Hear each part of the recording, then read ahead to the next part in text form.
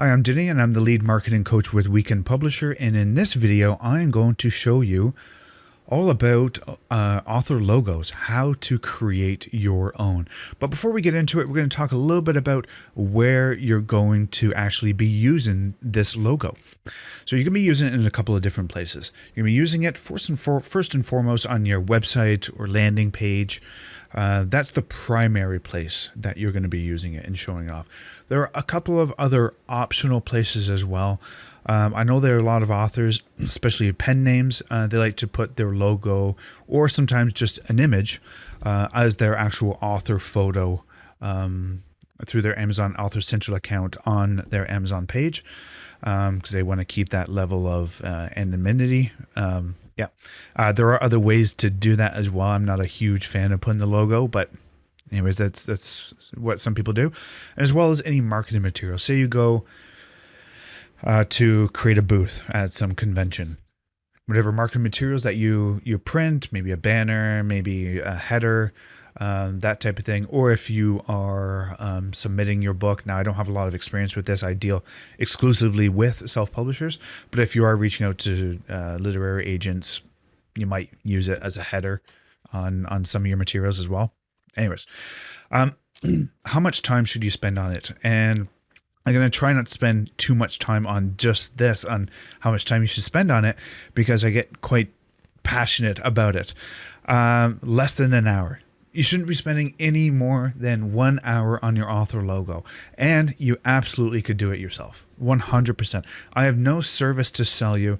I have no software to sell you on creating your logo. Okay, I've created multiple businesses. I've created multiple pen names, multiple websites, and every single time, except for when I was brand new, first starting doing them, I create the same type of logo. Okay, so I'll show you what I do not recommend. So this is, I just typed into Google here, author logos. This is the typical type of logo.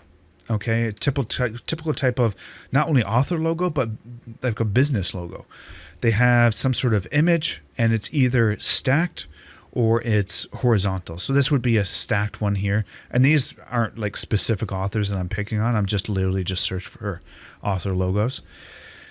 So this one would be a stacked one, and this one would be a horizontal one. Okay, so we have the name first and last name, and then this one would be more of a stacked one where we have the first name and the last name below. Do I recommend, and then some sort of image, some sort of vector. Okay, that's the typical type of logo. What do you need? You absolutely 100% do not need this vector. And this is where people get hung up so much. And it's very similar to the cover. People assume, authors assume that the cover is for them. And it's not for them. Yes, it's nice to have a cover that you like, but the cover is for the readers. That's who it's for, right? And it's the exact same thing with the logos. Authors think that the logo is for them, and it's not. Okay, it's for the readers. The main point of having the cover is for people to either pick up the book in physical, if it's in person, or to click on the book. That's the only purpose. Of course, you want to set expectations and make it look good for them to click on it, to read the blurb, to read the look inside, and take an action to purchase the book. But that is the main purpose. Okay, what so many authors get caught up in is, well, I want my logo to look perfectly, so I'm going to be spending hours and hours and hours on it, and I'm going to outsource it. And okay, there's a whole bunch of people on Facebook, and they're willing to do my logo, and they're only charging $100 and all this. It provides very little value. So if the main intention of a cover is for the reader to click on the book, what is the main intention of the logo? Yes, one person can make an argument of, well, it adds credibility and all that sort of stuff.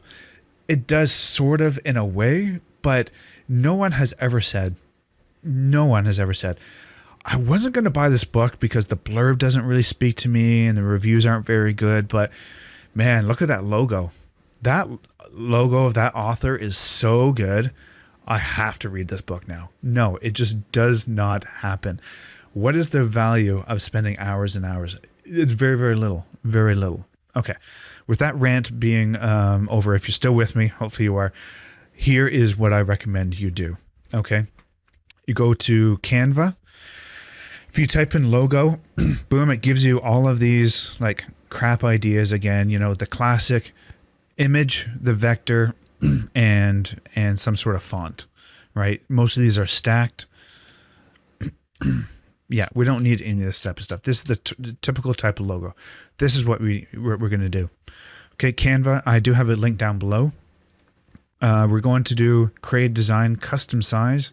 So create design, custom size, width of 400, height of 100. Okay, going to create our design. And it's going to take you to something like this where you can actually do it. So what I do recommend, 100% recommend, and it's going to save you so much time, and it's going to be valuable, and it's going to look good. Let me give you an example of my business, Weekend Publisher. This took me maybe 4, maybe 5 minutes to create. Businesses before, websites I created before, I would spend hours and hours and hours and hours, and it was just such a waste of time. I almost feel like it's a very easy cop-out for people because they're nervous. There's a deeper reason why people are spending so much time on their logo. And I don't want to get too much into the fears, maybe lack of confidence or imposter syndrome or whatever have you. But I just find that the more nervous and less sure about the business, about the book an author is, the more time they'll spend on the logo, if that makes sense. And maybe that's not you. I'm not saying that for sure that's you, but I found that to be the case a lot. So yeah, what we do is we'll add a heading here. So I'm just clicking and dragging, and if I use my name, Denis, yes, it looks like Dennis, but it's pronounced Denis. Denis Cow. There we are. Okay, so we have our logo like this. Okay, and just like this logo here, we just want to use 2 different fonts. And what fonts do you use? Well, I have Canva Premium, so it does give me access to a lot more fonts, like these ones here, a Canva Pro user. I do recommend Pro because it gives you like access to all these different photos and all that type of stuff. If you are interested in signing up for, I do have a link down below. I get a couple bucks if you do, no extra cost to you. There's an affiliate link. If you think I'm kind of a jerk after this, then don't use it. If you like what I'm saying, then use it. I would appreciate it. So what you want to do is find fonts that are similar to you and your author brand. Okay, so if you write romance, the 2 fonts that you're going to pick are going to be different than if you write a thriller. Okay, what you want to keep in mind is that what we're looking at is the logo in basically full view here. What you want to do is, once you design it, you want to zoom out and see if you could still read it while it's smaller.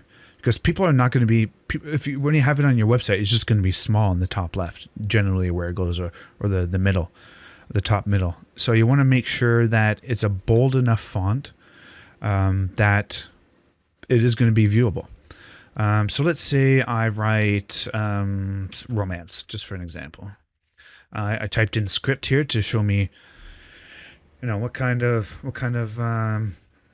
things are here. Denis, no. Yeah, sure. I like the one word of a script, and then the one word, sort of like this non-script, or this sans, I think it's called. So something, no. It's hard to see my name as a romance writer too, actually. But yeah, you could get maybe a little bit fancier. You can get like a line and just put it under one of the names, but I wouldn't do it any further than that.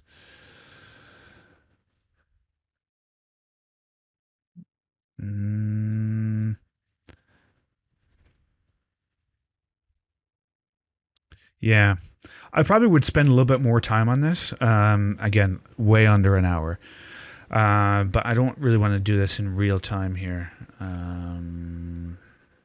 Yeah, no, that looks too kiddish. What if I type in love?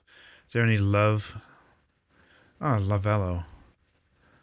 How's that? Oh, that's kind of a neat. So you just play around with this. This will take the most amount of time. Just just playing around with the different types of fonts. Maybe I want to have more attention to my first name. So I'll have that, and then I'll have my last name as too scripty. Again, you don't want something that's too cursive, because when you zoom out, you're not going to be able to read it. It's just going to look like a mess.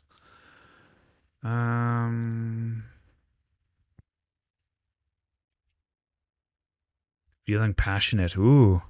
Oh, that's a good one. Ooh, that might be good right there. Yeah, I'm happy with that. Or you could just do your whole name in this feeling passionate font. That's a cool font. Like, especially for, I like it, how it has like this sort of marker effect to it. This one, I don't love this one, but you know what? It's going to stick for now. So you want to save this, but you want to do two versions. So this is the horizontal. What you can do is change the size, resize this to create a stacked logo. But what you want to do here is Control-C to copy this, Control-V, and then change this all to white. To white. And yes, I know you're not going to be able to see it right now, but, and delete that, it's still there. And then when you download it, you want to download it as a PNG file, or PNG, and you want to download it with a transparent background. Okay, so you want the white one and you want the dark one. So if you do create a website that has a dark background, you could use the light font color. So just give you an example. If this was a dark background, send backwards, send to back, just like that. So you have two different versions. You save them both, boom, you're done. This is all you need. And that's it. That's all you need for the author logo. Your time is going to be much, much better spent writing the next book, improving your craft, even improving your blurb, or, reaching out and engaging and building up your list and building up your email list. With that being said, I'm going to practice what I preach. Down below is a link to 8 secrets to get more reviews for your book.